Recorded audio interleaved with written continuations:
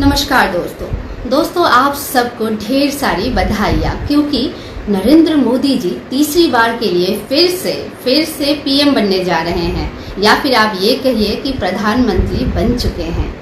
कितनी रोमांचक लड़ाई थी ना, आपको क्या लगता है?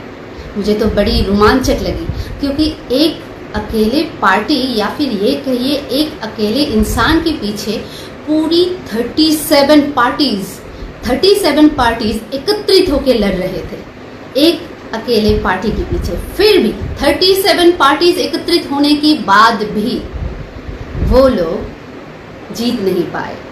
यहाँ तक कि सबसे आगे वो अकेला बंदा रहा, वो अकेला पार्टी सबसे आगे चला। सबसे ज्यादा वोट के साथ वो आज तीसरी बार के लिए प्रधानमंत्री बन गए हैं। वैसे लड़ाई तगड़ी थी, है ना? एक अकेला, फिर 37 पार्टीज एक साथ पीछे पड़े हुए थे।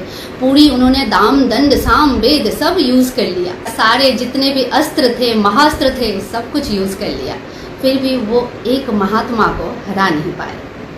बड़ी गर्व के साथ आज मैं ये कह रही हूँ कि तीसरी बार के लिए नरेंद्र मोदी जी हमारे देश की प्रधानमंत्री बन रहे हैं। और बड़ी गर्व के साथ मैं ये भी कह सकती हूँ कि हमारा जो देश है ये सुरक्षित हाथों में है।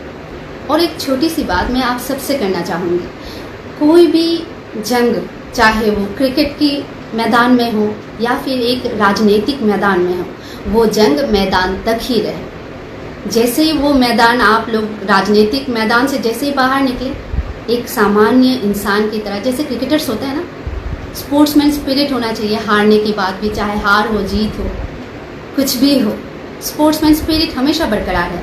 बिल्कुल वैसा ही राजनीतिक मैदान में भी स्पोर्ट्समैन स्पिरिट का होना बहुत ज़रूरी है।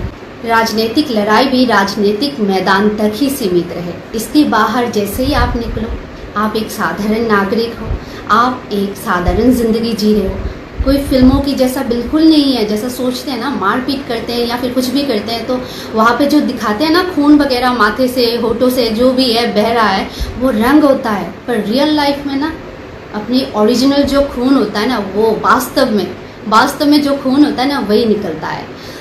कोई भी जंग हो, वो जहाँ पे है, चाहे वो क्रिकेट की मैदान हो या फिर चाहे वो राजनीतिक मैदान में हो, उसी मैदान तक सीमित रखें। और आप सब खुश रहें, और आप भारतवर्ष की खुशहाली की चिंता करना बिल्कुल छोड़ दें, क्योंकि वो एक सुरक्षित हाथों में है।